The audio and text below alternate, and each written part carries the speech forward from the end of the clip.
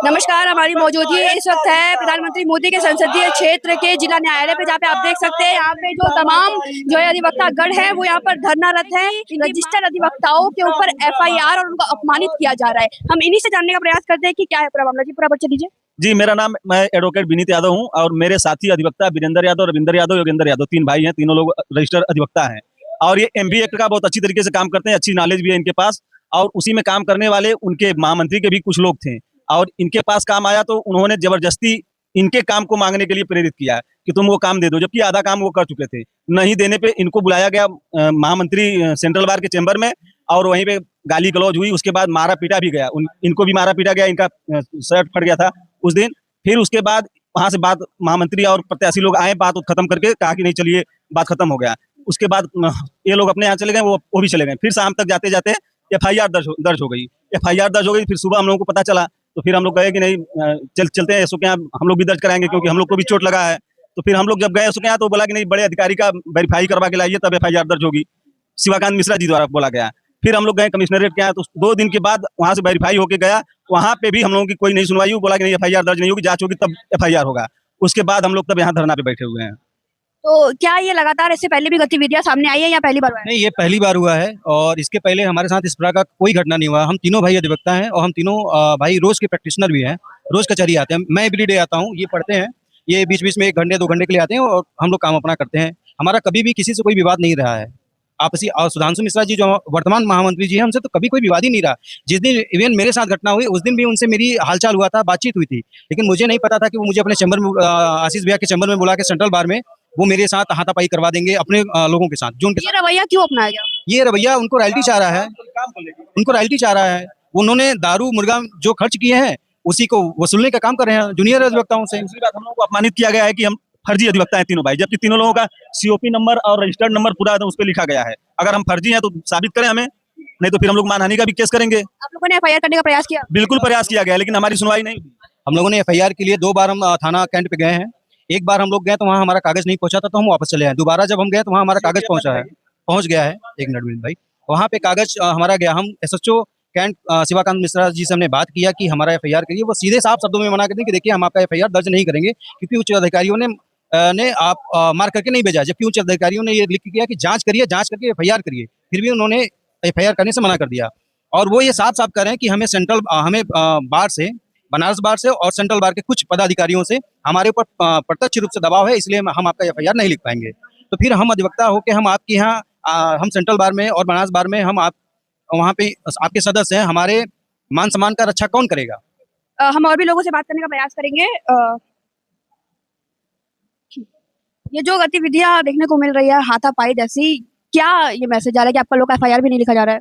पहले हम बताएंगे, हम अधिवक्ता जोगेंद्र कुमार यादव हैं। मेरा ये आईडी कार्ड है, सीओपी नंबर है, जिसे हमें फर्जी अधिवक्ता बताकर मेरे ऊपर एफआईआर दर्ज कराया गया है।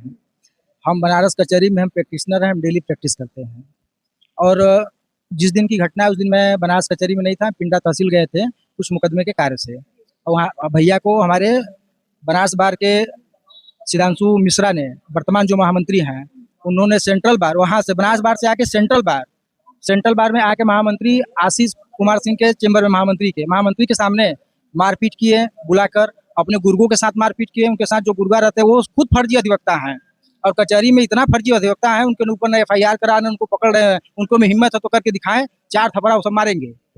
जो रजिस्टर्ड अधिवक्ता है और कैंट एसएचओ से इनकी मिली भगत है। अभी बीच में एक मुहिम चलाई गई थी फर्जी अधिवक्ताओं को पकड़ने की, तो क्या उसका कोई वो नहीं हुआ? कुछ नहीं हुआ, डर गए, भाग गए, सब माफिया है, मार डालेंगे, भाग गए। महामंत्री सुधांशु मिश्रा जी के ही साथ कई ऐसे अनरजिस्टर्ड जिनका रजिस्ट्रेशन भी नहीं है वो फर्जी अधिवक्ता घूम रहे हैं और वो उनको भली भांति उनको जानकारी है। उनके ऊपर कभी उन्होंने कोई कार्रवाई नहीं की क्योंकि उनके जाति के हैं, उनके स्वजाति के हैं। हम जातिवाद भी है, जातिवाद का एकदम एंगल है।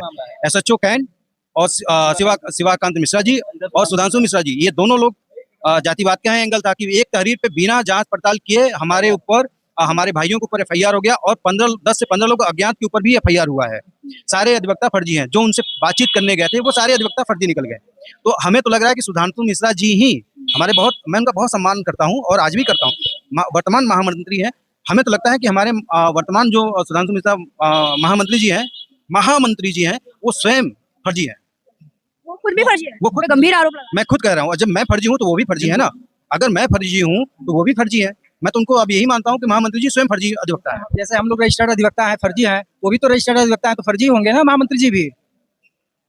और मैंने कैंट यहाँ से सीपी साहब के यहाँ से हम लोग आदेश कराकर कैंट इंस्पेक्टर को हमने लेटर वहाँ पे भेजे।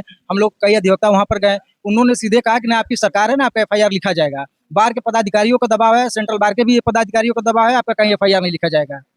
और आपकी सरकार भी नहीं है, जाति सूचक का मामला है। सरकार पे कैसे मामला? सरकार पे शोषण है, भेदभाव है।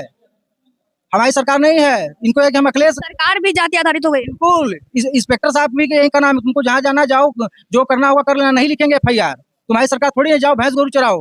अब अखिलेश की भी सरकार नहीं आएगी 2027 में। सरकार से हमसे क्या मतलब है? हम तो उनसे कहे सरकार से हमसे क्या मतलब है? हमारी काली कोट है, हमारी बिरादरी एक है, इसमें सरकार की बात कहाँ से आ गई भाई? कानूनी तौर पर सरकार कहाँ से आ गई? उनसे मैंने एक निवेदन किया कि आप बताइए, आपको मेरे खिलाफ तहरीर मिली, कम से कम उसकी आप जांच कर लिए होते हैं कि हम अधिवक्ता है कि नहीं है, सेंट्रल बार में है कि नहीं है। तो उन्होंने कहा कि जो है कि हम क्यों जांच करें, हम तुरंत एफआईआर लिख लेंगे अगर पदाधिकारी कहेंगे तो। हम कहे आप जांच नहीं किए और एफआईआर मेरे खिलाफ लिख ले, रजिस्टर्ड हम अधिवक्ता है। अब हम फर्जी नहीं, अब हम रजिस्टर्ड हैं, तो अब सुधांशु वर्तमान महामंत्री जी के खिलाफ आप एफआईआर लिखिए।